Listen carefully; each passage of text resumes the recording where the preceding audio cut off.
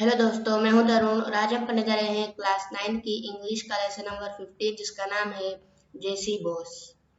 A little boy was admitted to St. Xavier's School in Calcutta, now Kolkata.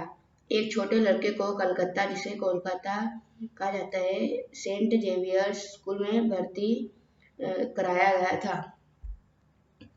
The boys at the school were much amused to have in their company a new boy who could hardly converse in English.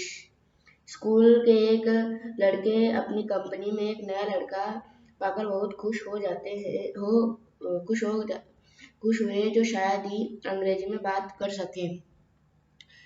One day, when the other boys were making fun of this new boy, he suddenly jumped at one of his attackers and surprisingly emerged as a brave boy and won the respect and admiration of the other boys. एक दिन जब दूसरे लड़के इस नए लड़के का मजाक उड़ा रहे थे, वह अचानक हमलेवारों से एक पर कूद गया और आश्चर्यजनक रूप से एक बहादुर लड़के के रूप में उभरा और अन्य लड़कों का सम्मान और प्रशंसा जीता। This boy learned a great lesson that day. Success doesn't fall into one's lap. इस लड़के ने उस दिन एक महान सबक सीखा, सफलता किसी को गोद नहीं आती। It is to be earned through great pains and struggle. इसे बड़ी पीड़ा और संघर्ष से अर्जित करना है। This boy was Jagdish Chandra Bose, who was born on 13th of November 1858 in Faridapur district, Dhaka, now in Bangladesh.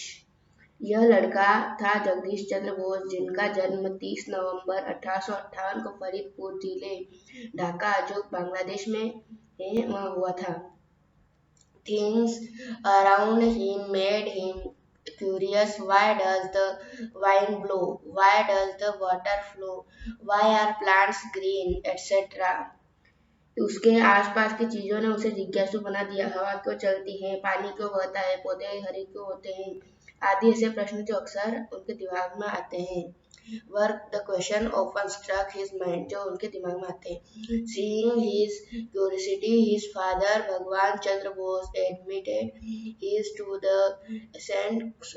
Xavier Kolkata at the age of 9. Later he emerged as a great Indian scientist. उनकी जिज्ञासा को देखकर उनके पिता भगवान चंद्र बोस ने 9 साल की उम्र में उन्हें सेंट जेवियर्स कलकत्ता में भर्ती कराया। बाद में वे एक महान भारतीय वैज्ञानिक के रूप में उभरे। It was the 10th of May 1901 and some scientists had gathered in the Great Hall of the Royal Society in London. यह 10 मई 1901 का दिन था और कुछ प्रतिष्ठित वैज्ञानिक लंदन में रॉयल सोसाइटी के महान हॉल में एकत्रित हुए।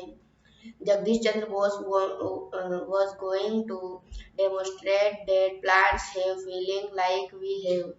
जगदीश चंद्र बोस यह प्रदर्शित करने जा रहे थे कि पौधों में भी हमारी जैसे भावनाएं होती हैं। He claimed that plants can feel pain. उन्होंने दावा किया कि पौधे दर्द महसूस कर सकते हैं। Most of the scientists present could not believe it as they had doubts. उपस्थित अधिकांश वैज्ञानिकों ने इस पर विश्वास नहीं किया क्योंकि उन्हें संदेह था। Bose was adamant about it, so he injected a poison into a plant.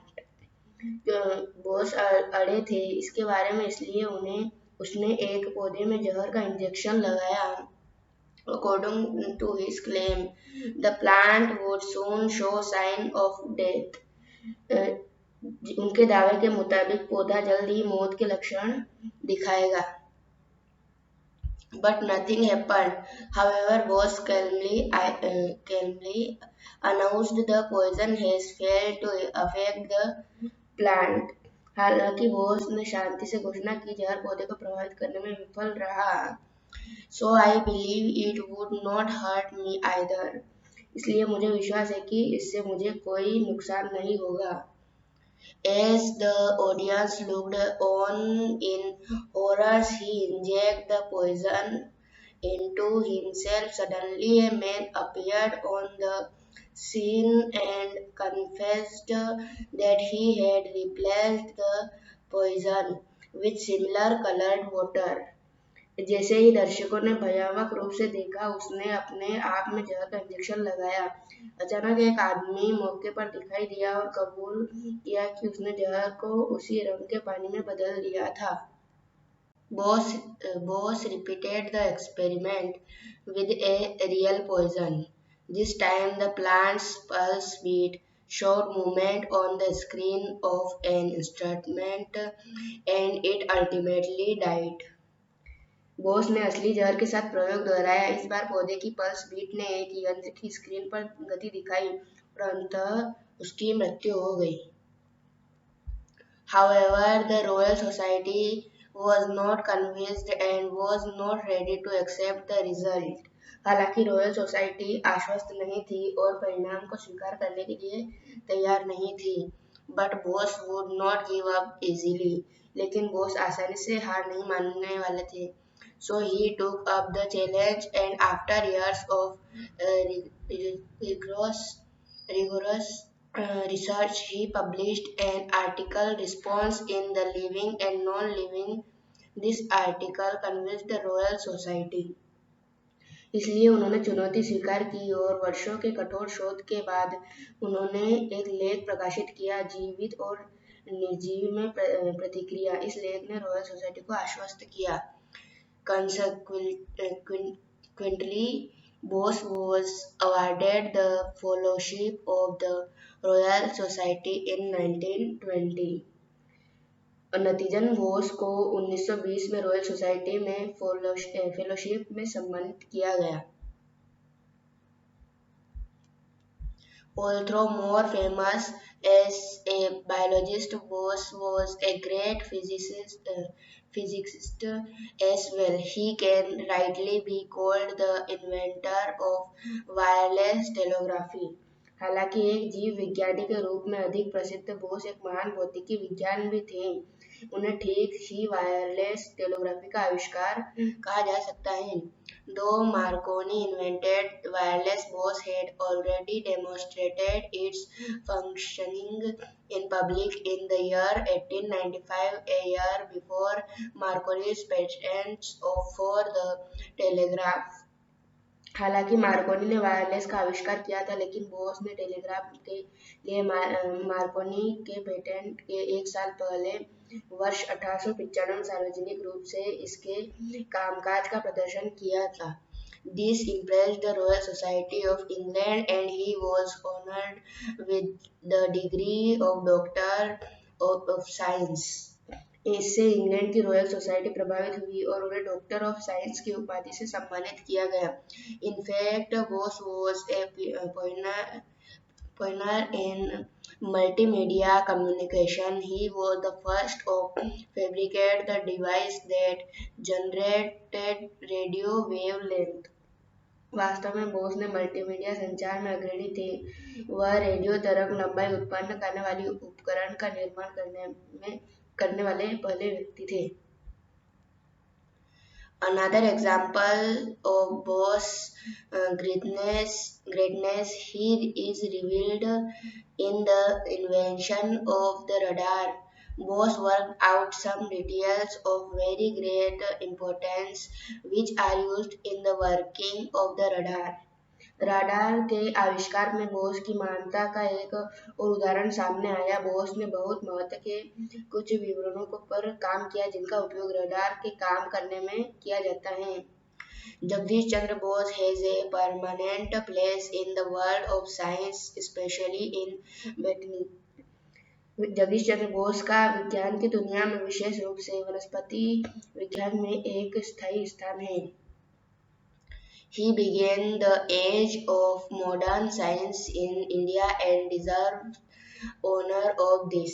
उन्होंने भारत में एक आधुनिक विज्ञान के युग की शुरुआत की और इसके लिए इसे सम्मान के पात्र हैं। He was a great scientist who selflessly dedicated his findings to further development science.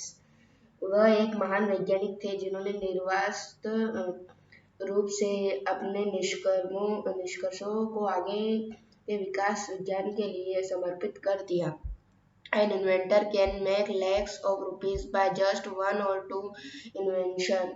एक आविष्कारक सिर्फ एक या दो आविष्कारों से लाखों कमा सकता है।